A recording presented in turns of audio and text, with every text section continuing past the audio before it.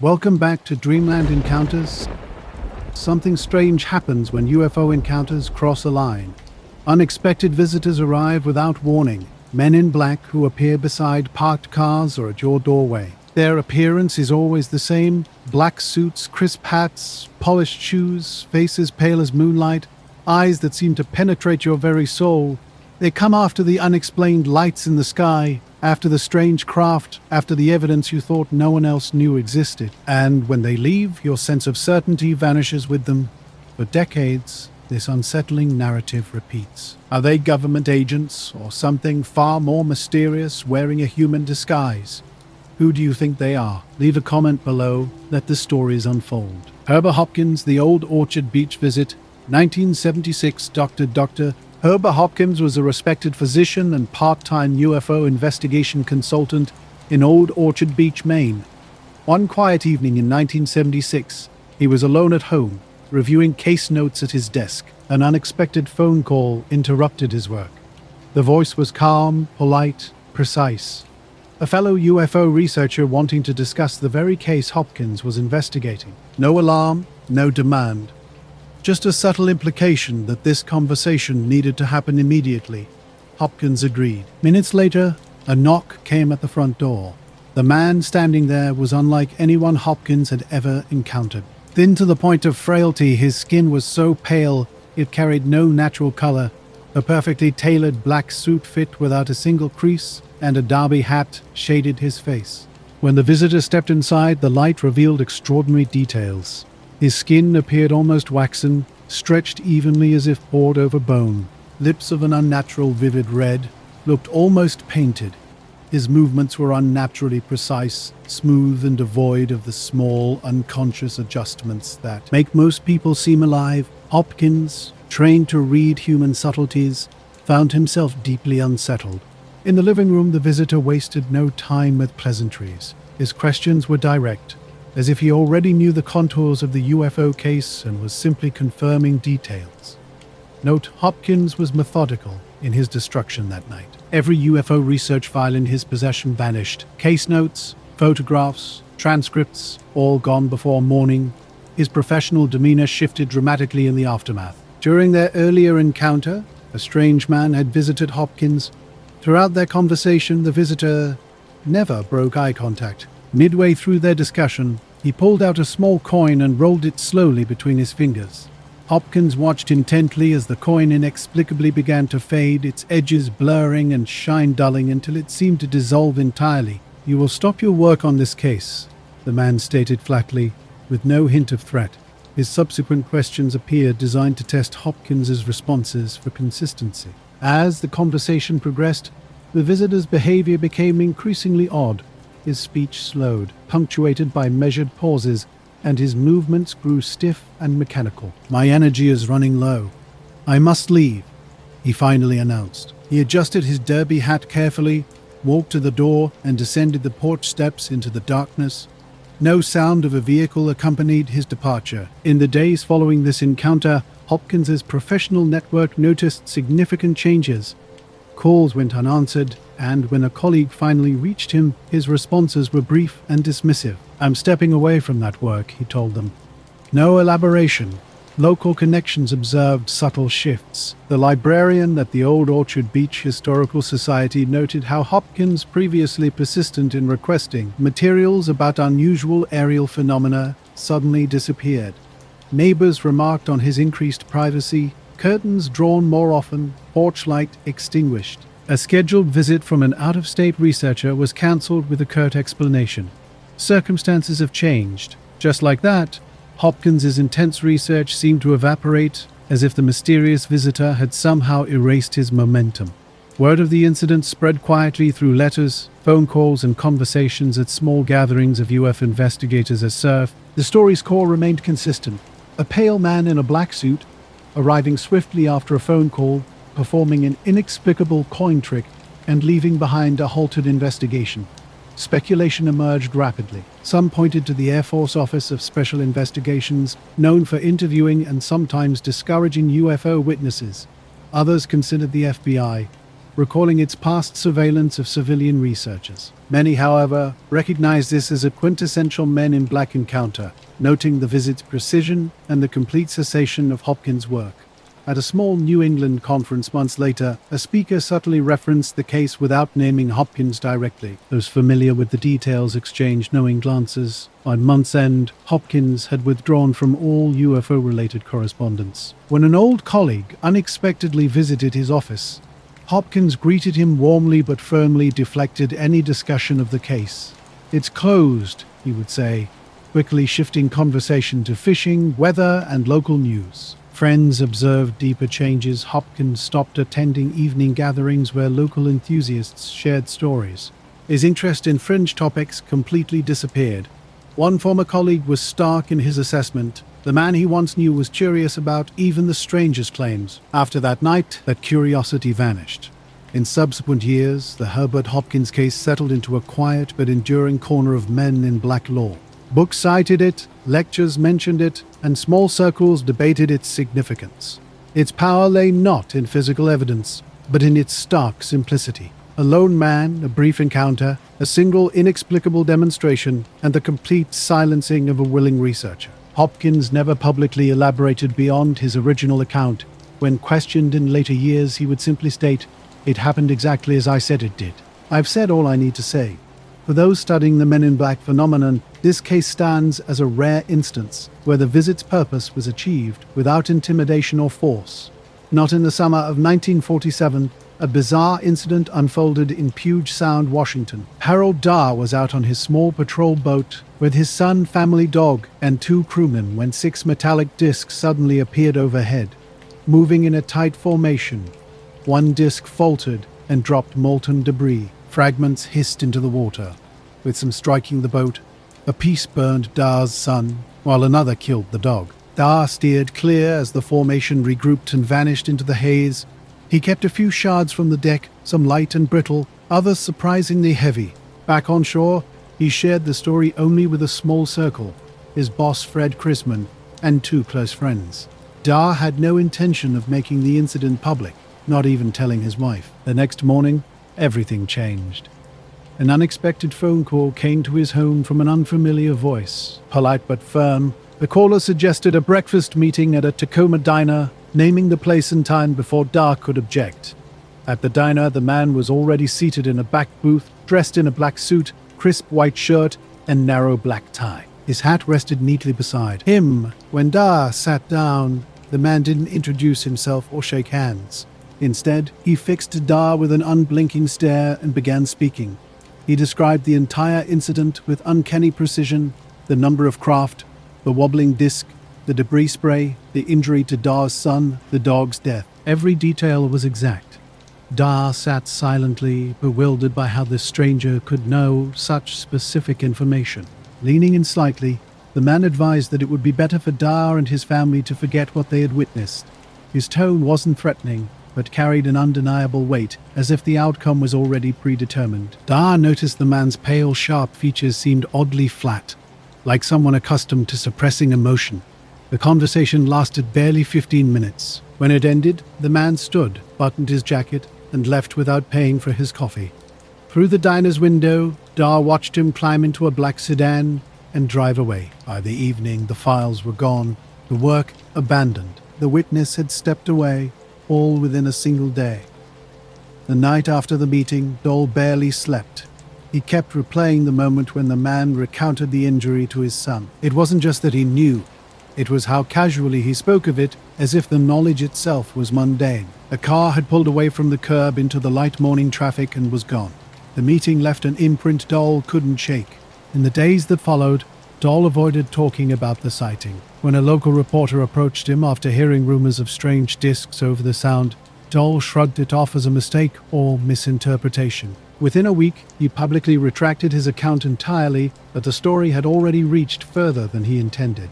Chrisman, still convinced something strange had happened, had written to an Army Air Forces contact describing the incident and offering to show the debris. Soon, 2 intelligence officers, Captain William Davidson and Lieutenant Frank Brown, flew up from Hamilton Field in California to speak with both men. The officers interviewed Dahl at length, asking for precise times, positions, and descriptions of the objects. They examined the boat's damage and took samples of the debris, noting in their records that some of the material had a slag-like texture, unlike common alloys. They also recorded inconsistencies in Dole's account, changes in the sequence of events, uncertainty about exact distances. Whether those discrepancies came from genuine confusion or from Dole's reluctance to speak openly, they couldn't tell. When the interviews were over, Davidson and Brown boarded their B-25 bomber for the flight back to California, carrying the debris samples with them. Somewhere near Kelso, Washington, the plane caught fire and crashed. Both men were killed. The debris was destroyed in the blaze. News of the crash filtered quickly through military channels, but was presented to the public as a tragic accident. No mention was made of what the officers had been carrying. For Dole, the event only reinforced his decision to remain silent. He had been told clearly to forget what he saw, and now 2 men were dead. In private, he confided to a friend that the meeting at the diner had felt less like a conversation and more like being read into a situation he didn't want to be part of. The Air Force eventually issued a statement calling the Maury Island case a hoax, citing Dole's own retraction, but the timeline, a sighting, a mysterious meeting, and a fatal crash told a different story. Harold Dahl's encounter on Maury Island was more than a fleeting moment of mystery. What began as an ordinary day became a pivotal incident in the early foundation of men in black law. The discs he discovered were brief, but the man who visited afterward was deliberate and unavoidable. Researchers analyzed the encounter with keen interest. The visitor arrived without credentials or a name, yet displayed total authority over the conversation. His focus seemed less about the details of the sighting and more about Dahl's willingness to discuss it. In the years that followed, similar reports would emerge. Witnesses described unexpected visits from men in black suits who possessed uncanny knowledge and issued instructions without explicit threats. They would leave behind more questions than answers. 2 decades later, the Robert Richardson incident would echo this pattern. On a quiet July night in 1967, the 19-year-old University of Toledo student was driving home when a metallic flash caught his headlights. After striking something, he pulled over and discovered a small, cool, silvery fragment, which he pocketed. Richardson shared the discovery with a local UFO research group, who advised preserving the fragment for analysis. He placed it in a bedroom drawer, intending to follow up later. 2 days passed. Then came a knock at his front door. 2 men stood on the porch, tall, dressed in dark suits despite the summer heat, wearing narrow ties and crisp white shirts. One appeared to be in his late 30s, the other older, perhaps in his 50s. Both were pale and expressionless. The older man spoke first. Mr. Turber stoned. "Richardson, you have something that does not belong to you." Richardson was caught completely off guard. This pattern would repeat countless times. A knock at the door, a black car waiting outside, and someone who already knew exactly what you had seen. They approached him with an air of authority, not bothering to identify themselves as police or government agents.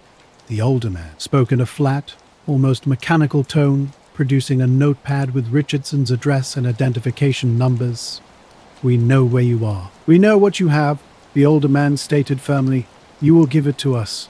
When Richardson asked for their identification, they ignored his request. The younger man simply said it was important for his safety to comply. The encounter was brief, lasting no more than 5 minutes. Richardson told them the metal fragment had already been sent for analysis. The older man leaned in, lowering his voice with a clear threat. "If you are lying, it will be worse for you." They left in unison, walking to a black 1963 Cadillac sedan that pulled away silently. Richardson thought the incident was over, but he was mistaken. 3 nights later, around 9 p.m., another knock came. This time, a single younger man in a dark suit and pale grey fedora stood at the door. Richardson would later describe the man's skin as unnaturally smooth. The visitor's tone was more conversational, but the message remained the same. The fragment must be returned. When Richardson again insisted he no longer had it, the man smiled and warned, "You will retrieve it." Then came the chilling moment. The man asked how Richardson would like it if they harmed someone close to him. Though Richardson wasn't married, he had been dating a woman steadily. The man knew her full name and address, delivering the threat with casual precision. After this statement, he tipped his hat and walked away. From that night forward, Richardson's sense of safety was permanently altered. The UFO group had already passed the fragment to a researcher for testing, but the men's intimate knowledge of his life and their unsettling precision continued to haunt him. Richardson first noticed the black Cadillac parked near his apartment. Sometimes it would idle at a distance when he walked to his car, other times it was positioned just far enough away to make him uncertain whether he was being watched. His routine movements began to feel tracked. At the magazine rack, a man in a suit. In the corner booth of a diner, another figure reading a newspaper but never turning the pages. He realized something unusual was happening. He told only a few people about these encounters. One was a university physics professor with an interest in UFO reports. The professor's response was stark. "If those men are who I think they are, you don't want to test their patience." Despite these open threats, Richardson never went to the police. In 1967, walking into a Toledo precinct and claiming two men in black suits had threatened him over a UFO fragment seemed like an invitation to be dismissed or attract unwanted attention from the agencies he suspected were behind the visits. Within the local UFO research community, whispers began to circulate. Richardson's case matched a troubling pattern documented by NICAP, the National Investigations Committee on Aerial Phenomena. Their files contained similar reports of physical trace UFO cases where witnesses who retrieved material were subsequently visited by unidentified men, often presumed to be connected to the Air Force's OSI or another federal office. In most instances, the retrieved material disappeared permanently. When lab analysis of Richardson's fragment finally returned, the results were inconclusive. Researchers noted unusual structural properties, but stopped short of declaring it extraterrestrial. Before a second round of tests could be conducted, the fragment vanished under unexplained circumstances. As suddenly as they appeared, Richardson's encounters with the men in black ended. The car disappeared, the stranger stopped appearing, and life seemed to return to normal. Yet the sense of being observed, of being vulnerable to forces beyond law or reason, never left him. In later interviews with UFO authors, Richardson was careful. He never claimed the men were aliens or that the fragment was definitively extraterrestrial. Instead, he emphasized their demeanor, controlled, clinical, emotionless, and their seemingly impossible knowledge. In Jersey City during the spring of 1968, an extraordinary series of events unfolded that would become a cornerstone of Men in Black MIB folklore. Jack Robinson, a respected UFO researcher in New Jersey, had been quietly compiling reports about unusual local encounters. His wife, Mary, experienced a chilling moment that would epitomize the classic MIB encounter. On her way to work one morning, Mary noticed a black sedan parked across the street. Behind the wheel sat a man in a crisp dark suit, white shirt, and black tie. His appearance was striking, pale skin, sharp features, and an unsettlingly fixed expression that seemed almost artificial. As Mary walked, she felt his unbroken gaze tracking her movements, an experience that went far beyond normal surveillance. Jack Robinson was no stranger to strange occurrences. His recent research had focused on a series of close encounter reports, suggesting unusual activity in the area. What followed would become a textbook example in MIB literature, a swift, precise response after a potential UFO-related incident. The incident escalated beyond a simple sighting. Unidentified agents seemed intent not on denying the event, but on removing any physical evidence. Their intimidation extended not just to Jack, but to those close to him. Ultimately, any potential proof was quietly and completely erased from public view. Richardson himself captured the essence of these encounters perfectly, once remarking, "If they wanted peace, they could have taken it that night. Coming back twice was about something else. They wanted me to remember them." For researchers of the phenomenon, this was the true power of MIB encounters. Physical artifacts might vanish and sighting details might fade, but the deliberate surgical disruption of a witness's life leaves an indelible mark that decades cannot erase. The legacy of such encounters lies not in the fleeting moment of a UFO sighting, but in the calculated aftermath, a psychological operation designed to instill doubt, fear, and silence. Mary felt someone had been in their apartment while they were out. The signs were subtle but unmistakable. Papers on the desk slightly askew, a drawer left ajar that she was certain she'd closed. Nothing was missing, but the deliberate disarray suggested more than mere accident. When she saw the man in the car, her unease sharpened. She didn't immediately tell Jack.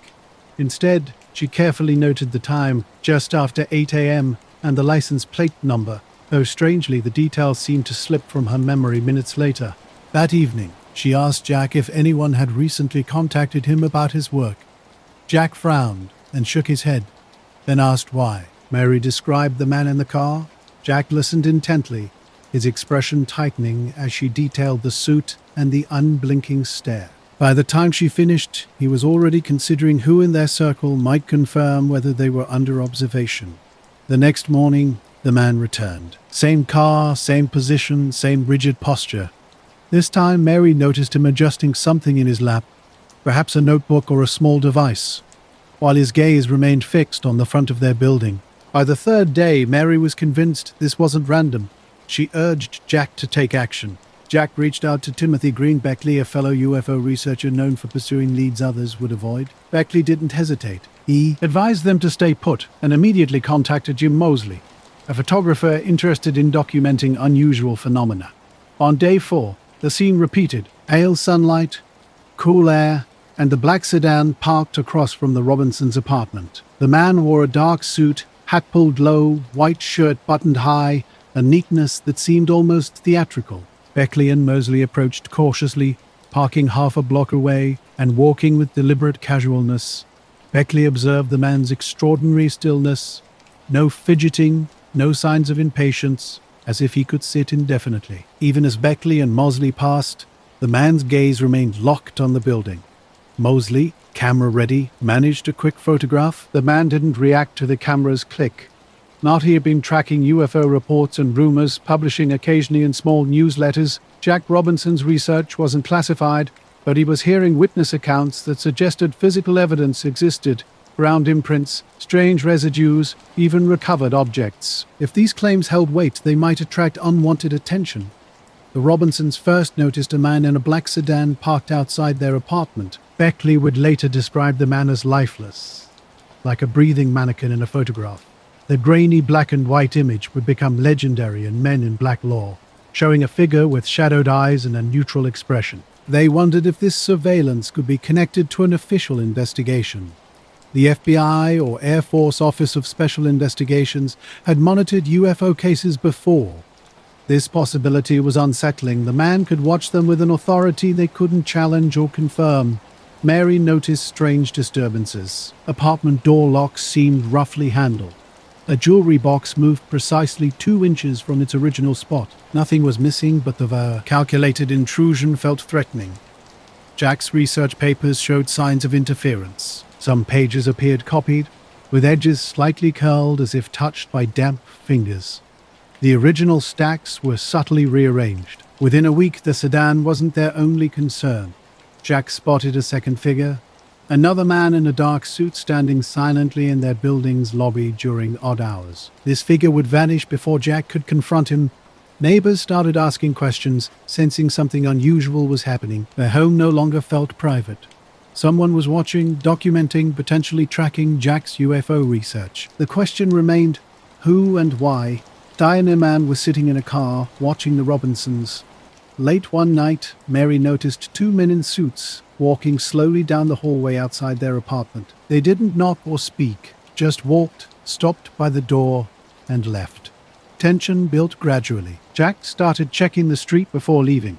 Mary drew the curtains during the day, worried about unseen eyes watching. Their phone calls felt strange, with occasional static and unexplained clicks. When Beckley and Moseley returned a week later, the car was still there. They walked past the sedan more slowly this time. Beckley looked directly at the man and said, "Morning."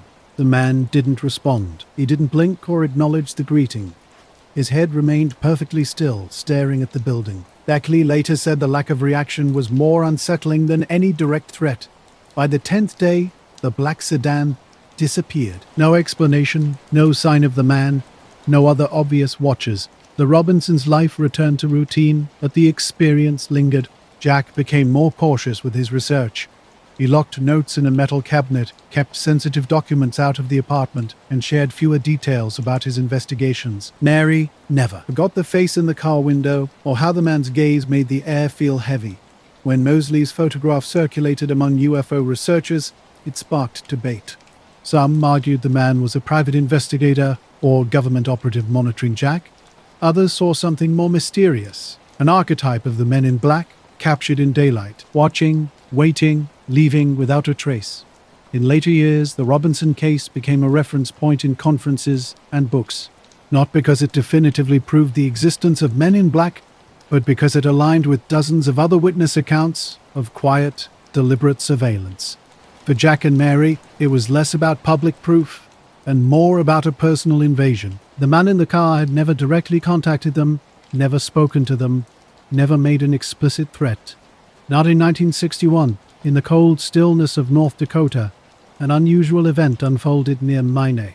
Paul Miller, a young Air Force reservist, was returning from a hunting trip with 3 companions when something extraordinary interrupted their journey. A glowing object hovered low in a nearby field, and 2 strange figures emerged, moving oddly toward a fence line. On instinct, Miller raised his rifle and fired. Suddenly they found themselves back in the car, heading toward Mini Air Force Base. Their watches indicated hours had passed, yet none could remember leaving the field. No report was filed. An unspoken agreement among the 4 men kept the incident silent, aware that discussing such unusual occurrences could attract unwanted attention from intelligence officers. The next morning, Miller was at his desk when a cryptic call came through. "Stay where you are. Visitors are on their way." The directive carried an undeniable authority that brooked no argument. Within an hour, 2 men arrived, identically dressed in dark suits, white shirts, and narrow black ties. They approached with blank expressions. Without pleasantries, one stated flatly, Mr. Bouquet. "Mr. Millier, Miller, you had an encounter last night." Miller was stunned. He hadn't told anyone on base about the incident. "I don't know what you mean," he responded. The second man placed a folder on his desk containing a typed sheet with intimate details, his name, address, family members, even his elementary school. "You shot at something you shouldn't have," the first man said. Miller felt his chest tighten. "Who told you that?" Silence was their only response. One leaned closer, speaking in a low, emotionless voice. "We know what you saw, and we know where you live. It would be best if you forgot." His presence had altered their lives, even if briefly. It was a stark reminder that being watched doesn't always require direct confrontation. Sometimes, the most effective pressure leaves no tangible trace except, perhaps, a single photograph and the memory of a man who sat in silence day after day, for reasons never explained. Miller first noticed them one night, though the details of their arrival were brief. When asked who they were with, the response was immediate. "That's not important." The encounter lasted barely 10 minutes. They departed as suddenly as they'd appeared, walking in perfect synchronization to a black sedan parked in a remote section of the base lot. The vehicle's location raised no suspicions. It occupied a space typically reserved for official cars used by OSI agents or Department of Defense personnel. No one questioned its presence. As the car pulled away silently, Miller locked his doors twice that evening and kept his rifle close. In the days that followed, a black car began appearing at unusual hours near his home. Through his curtains, he'd spot a man in dark sunglasses sitting motionless in the driver's seat, even under grey skies. His hunting companions started reporting similar experiences, strange cars trailing them, men in suits lurking near their homes who would vanish if approached. Something was happening, and the unease wasn't imagined. At the base, conversations would halt when Miller entered a room. A uniformed colleague once asked cryptically about contact from higher authorities, then quickly changed the subject. 2 unfamiliar men in civilian clothes watched him intently near the mess hall, tracking his movements without a word. The psychological impact was gradual, but profound. Miller became hypervigilant, checking rear-view mirrors, hesitating before unlocking doors, scanning parked vehicles. Routine sounds now triggered tension. A ringing phone, corridor footsteps. Anything might herald another unexpected visit. His family recognized the transformation.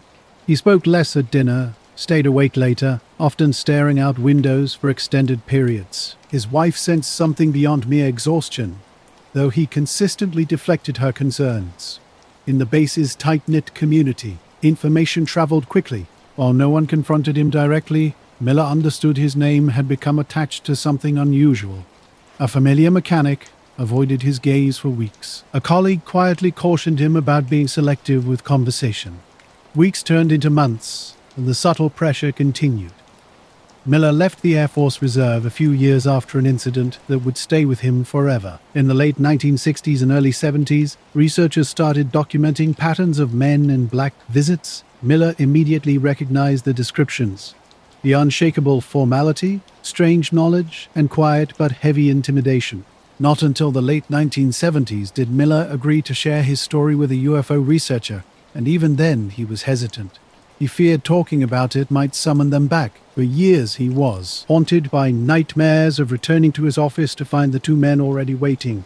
By the time his account entered UFO literature, the original sighting had become almost secondary. Researchers were captivated by the response's precision and speed. The men had approached within hours, armed with personal and military background, and issued a warning without any official acknowledgement. Unusual coordination raised questions. If they were from a recognized agency like OSIA, Air Force Intelligence, or the CIA, why hadn't they identified themselves? How had they gained such quick access to Miller's service file? And if their goal was to silence him, why make their presence so obvious? Miller didn't analyze these broader theories. For him, this was a memory etched sharply in his mind. He recalled the slight delay before each man spoke, as if following an internal rhythm. Their footsteps matched exactly when leaving, shoulders never shifted, and not a single hair was out of place. Decades later, Miller kept his storytelling sparse. He would often conclude by saying, "I was the quiet that got to me. They didn't have to yell. They already knew I'd remember every word." Among UFO discussion groups and private correspondence, his case became a clear example of men in black behavior. It was built on controlled presence and the weight of implied authority. Some listeners admitted it wasn't the warning's content that disturbed them, but the very possibility of such an encounter happening so quickly. The Paul Miller case highlighted a singular truth about mysterious encounters. Their power resided not in physical force, but in an unshakable sense of certainty. These enigmatic visitors, whether government agents or something less definable, arrived and departed entirely on their own terms, leaving behind a charged silence that spoke volumes. In 1953, such an encounter unfolded in Bridgeport, Connecticut, involving Albert K. Bender, founder of the International Flying Saucer Bureau. His top-floor apartment at 784 Broad Street served as both home and headquarters, its surfaces cluttered with files, correspondence, and the ephemera of UFO research. That summer, Bender was preparing a space review bulletin, harboring a tantalizing hint that he had solved the UFO mystery. His planned revelation would never come to pass. Strange occurrences began subtly, a heaviness in the air, faint sulfuric odors, blurred thoughts, and an increasing pressure behind his eyes. Late one July evening, these sensations intensified. As the clock passed 9, the room's temperature dropped. The desk lamp's light dimmed without flickering.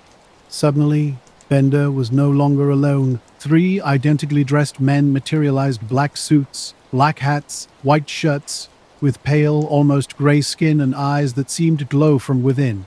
Without sitting or removing their hats, they spoke. The tallest delivered a flat, emotionless message. They knew about Bender's UFO research, and he was to stop. Bender sat frozen, hands on his knees. No explicit threats were made, yet the directive was unequivocal. The encounter epitomized a broader pattern. These mysterious visitors would appear without warning and dissolve back into daily life, leaving behind an pregnant silence. Their true power lay not in what they said, but in the implicit understanding that their return was always a possibility.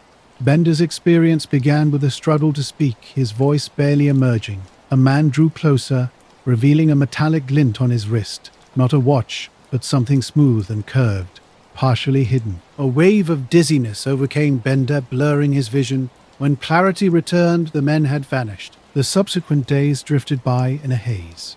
Headaches intensified, and hours slipped away unnoticed. Letters from Bureau members went unanswered, as Bender found himself leaving the office early, wandering aimlessly through the city. Early September brought their return. Bender lay down, battling another headache, when the air thickened with a familiar sulphurous metallic smell. 3 men appeared at the foot of his bed. This time they communicated differently, not repeating their previous warning, but conveying a sense that he was close to some fundamental truth. Bender would later describe the communication as a mix of spoken words and formed thoughts that seemed to materialize in his mind. One of the entities produced a small circular object with a surface that shifted like liquid metal. A sudden chill ran through him, and the room began to recede. Their words became muffled, as if distant, before he lost consciousness. Upon waking, the room was empty. Hours had passed. Within a week, he made a decisive move, closing the International Flying Saucer Bureau. The October issue of Space Review carried a cryptic notice. The flying saucer mystery was solved, but information was being withheld by a higher authority. No further explanation followed. There would be no next issue. To his members, this made no sense. The Bureau had been thriving with a network spanning multiple countries, and now it had ceased operations overnight without clear reason. Bender remained mostly silent in public. Privately, he shared limited details with a few correspondents, never naming the visitors. Years would pass before he spoke on record, finally publishing his account in the 1962 book Flying Saucers and the Three Men. His description went beyond typical men in black suits.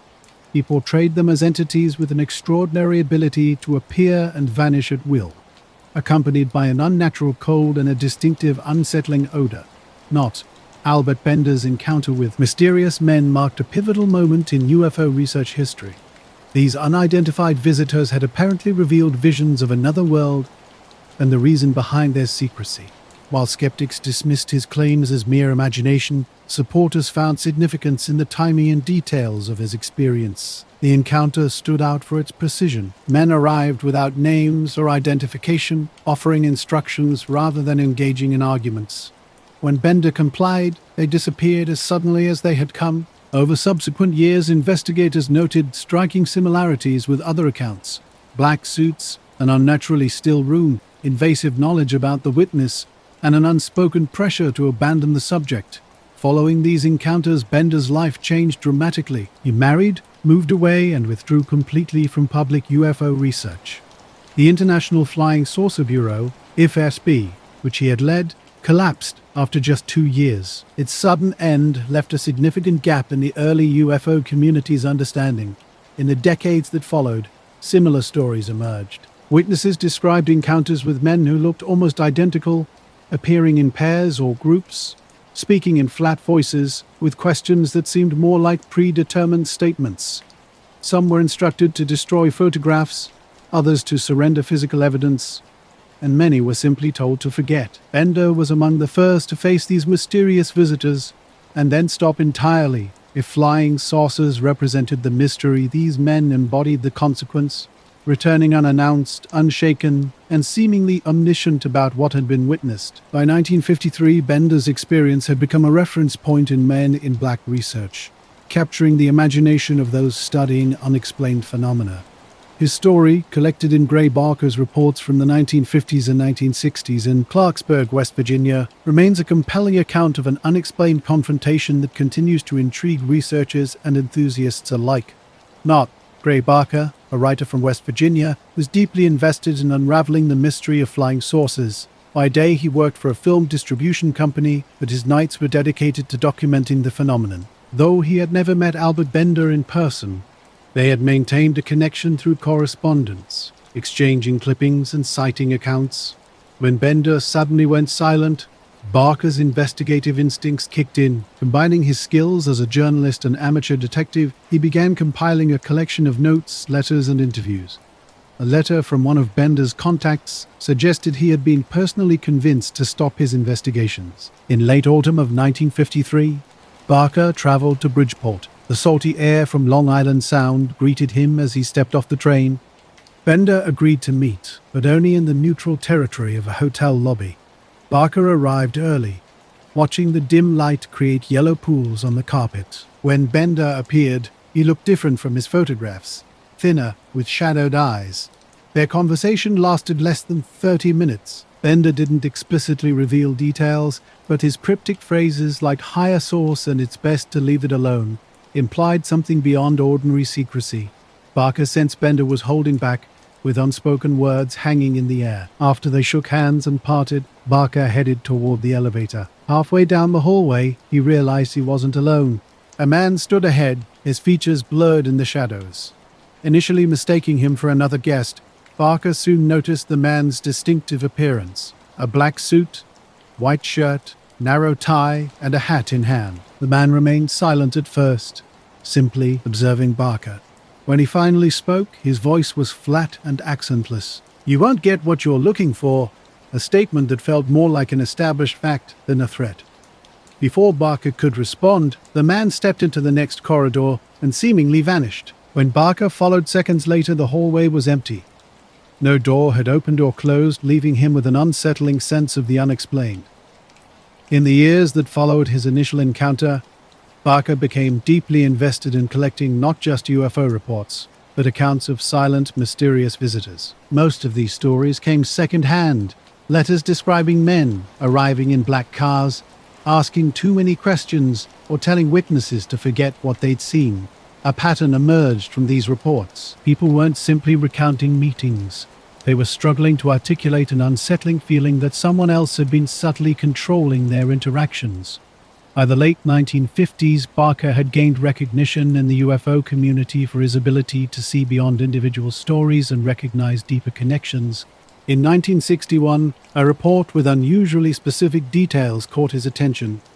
The letter was from Paul Henderson, a part-time radio technician living near Parkersburg, West Virginia. Henderson claimed that after reporting a low-level disc sighting to a local newspaper, 2 men in black suits had visited his home. These men knew precise details: what he'd told the paper, the exact time he'd been outside, the direction he was facing, and that he'd taken a Polaroid photograph. Barker called Henderson, who sounded nervous but agreed to meet if Barker came alone. The journey to Henderson's house wound through low hills, with winter trees rattling in the wind. When Barker arrived, the yard was empty except for an old sedan. Inside, Henderson nervously fidgeted with his wristwatch while recounting the visit. He described the knock just after sundown, the 2 men entering without invitation. They never introduced themselves. One briefly showed a card with lettering Henderson couldn't read before quickly hiding it. According to Henderson, the men didn't ask for the photo. Instead, they told him he wouldn't find it worth keeping, claiming it would fade into insignificance. When Barker asked to see the photograph, Henderson retrieved an envelope and slid it across the table. The image was pale and washed out, not from age, but as if the exposure itself had been drained. A faint circular outline hovered over the terrain, the rest nearly white. As Barker studied it, an unnatural silence filled the room. The wall clock's tick was the only sound. Glancing out the window, he saw a black sedan idling at the far edge of the drive, 2 figures sitting inside, faces turned away. By the late 1960s, Barker understood he was no longer just an observer. He had been in the hallway, he had seen the car, and like the others, he knew the unspoken rule. Sightings are only part of the mystery.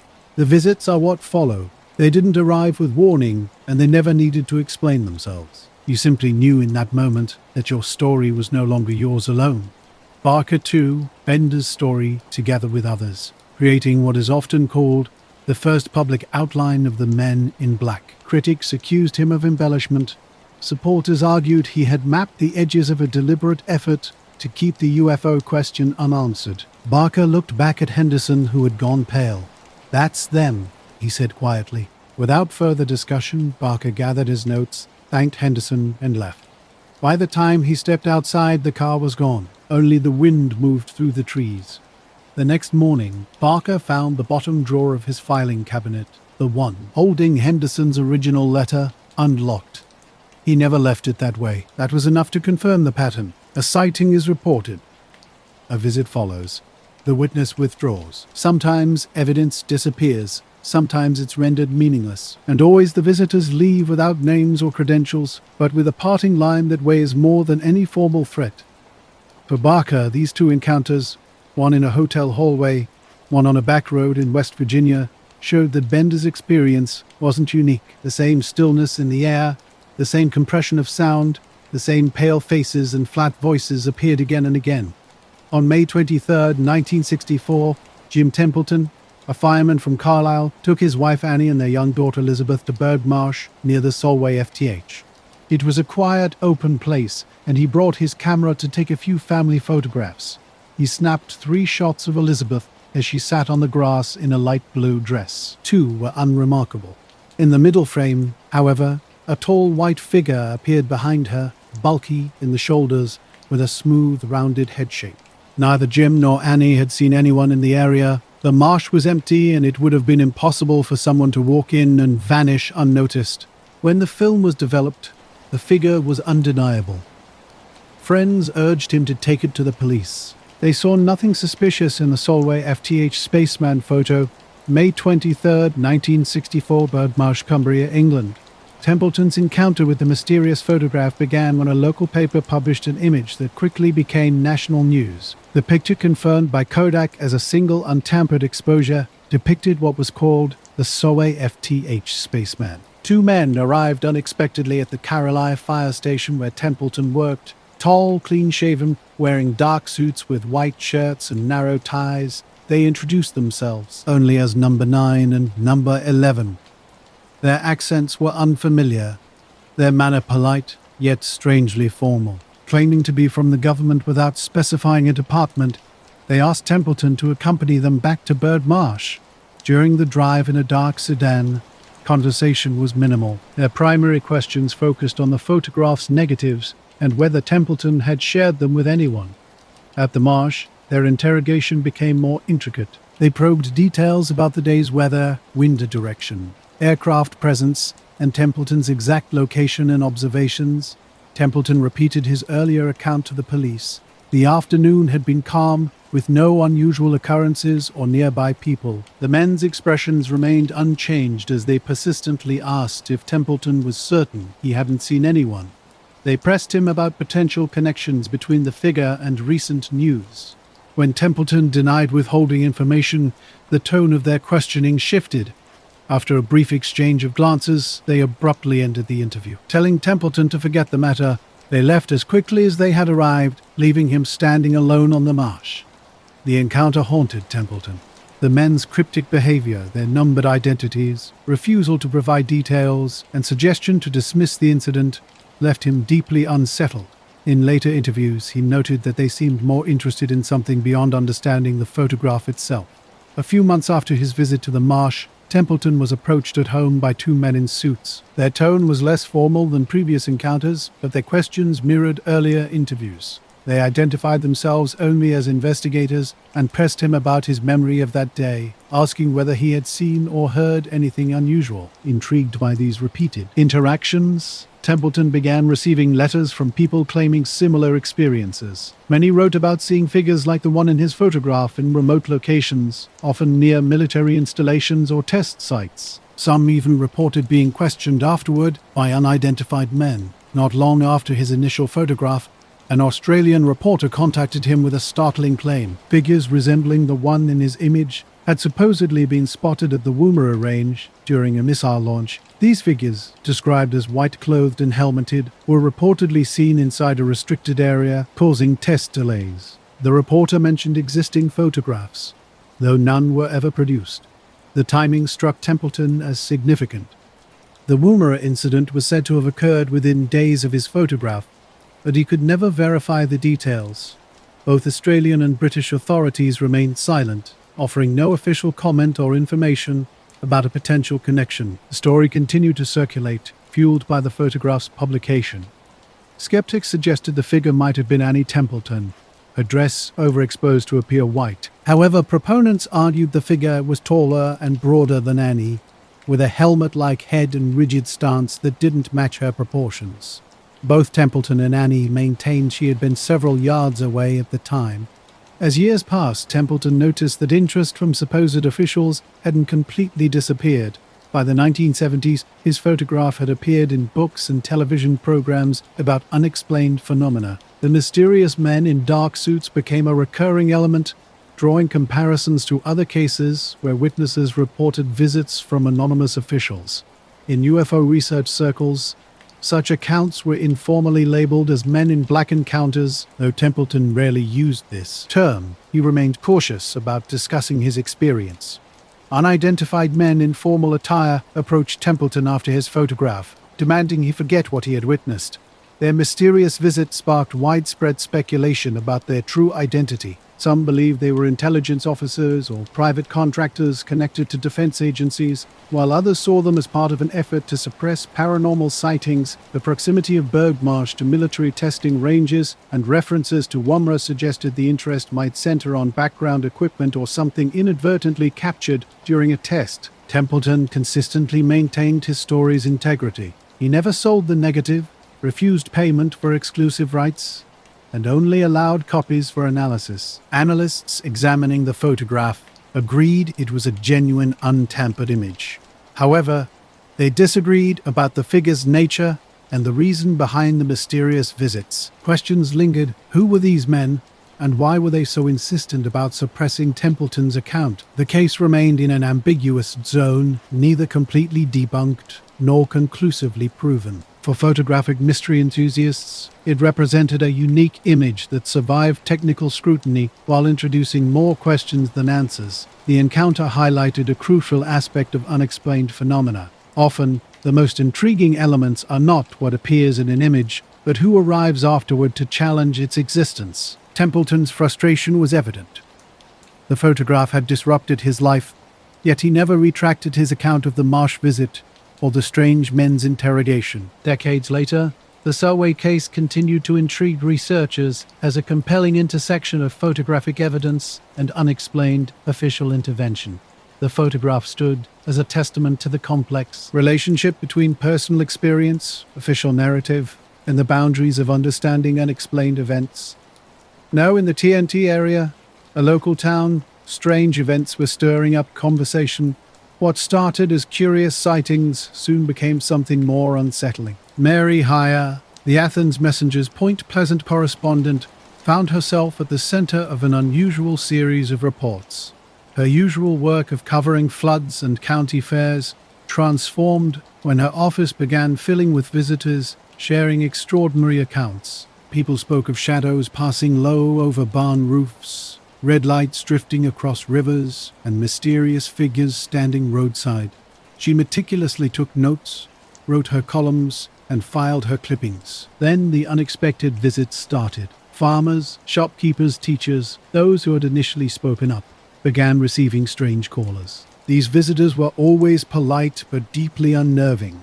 Dressed in dark suits and arriving without warning, they rarely offered their names. One farmer's experience stood out. After sharing his account with Hire about seeing a winged figure in his pasture at dusk, a black sedan rolled up his long gravel lane. Two tall men in dark coats emerged, asking to clarify details. Their conversation took an odd turn when they seemed more interested in who else he might have told, rather than the actual sighting. "Things are less complicated if they're left alone," one of the men remarked cryptically.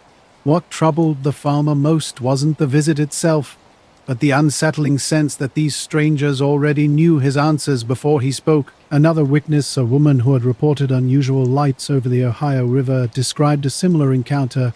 Two men arrived after dark, their car idling silently. They were polite but cold, methodically questioning her about her location and the light's trajectory. Strangely, they repeated her exact words back to her and never wrote anything down. When she looked outside moments after their departure, the street was empty, and she hadn't heard a car drive away. Even Hire herself would soon experience something similarly bizarre, beginning with unexplained silent phone calls. Nahir's investigation into UFO sightings had taken an unexpected turn. An unidentified man entered her office one afternoon, described as short with long black hair and an unusually rigid posture. He cut straight to the point about the articles she'd written, then abruptly shifted to questioning city lights, their colors, their regularity. By January 1967, her desk drawers had become more than just a repository for sighting reports. Witnesses began sharing increasingly strange encounters. A teenage boy recounted two men in matching coats who knew intimate details about his family, the name of her dog, her sister's workplace, her mother's birthday. They didn't ask these things, they stated them as if verifying information. In town, similar incidents were emerging. A hardware store owner had mentioned seeing a figure on his roof one night. A week later, two men arrived during closing time, interrogating him about deliveries, truck schedules, and potential unusual drops. They left without purchasing anything. Some encounters were more subtle but equally unsettling. A shop assistant found her written statement about red lights over the river had vanished from her home desk. A mechanic interviewed by strangers noticed the same car parked near his garage for 3 consecutive nights, motionless during daylight. These visitors shared distinctive characteristics: clipped language, formal dress, controlled body movements. While none identified themselves with a specific agency, their demeanor suggested official involvement. Local law enforcement was aware but non-committal. A county deputy admitted witnesses had been contacted before he could investigate, cryptically stating they weren't ours. Witnesses were divided. Some assumed government investigators, others were less certain. A state trooper had even spotted a dark sedan with out-of-state plates, adding another layer to the mysterious encounters surrounding these unexplained visits. Not in Point Pleasant, a quiet but intense pattern emerged over 13 months that went far beyond simple aerial sightings. Witnesses faced a subtle yet unmistakable pressure to modify their accounts. Some were directly told they were mistaken, while others experienced psychological tactics that discouraged public discussion. A young couple who initially reported seeing a winged figure became so uncomfortable that they stopped answering calls from unknown numbers. "We didn't want to deal with it anymore," the husband would later recall. A retired railroad worker, after giving a detailed account of a nighttime encounter, completely withdrew from discussing the event, even with close friends. As December 1967 approached, the visits intensified. Witnesses reported being questioned repeatedly, with some interrogations focusing oddly specific details about the Silver Bridge and local traffic patterns.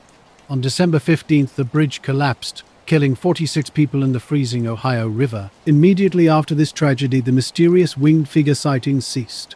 Follow-up calls continued, asking witnesses if they had noticed anything unusual since the accident. Rather than providing closure, these interactions left many feeling singled out and confused about the purpose behind the visits.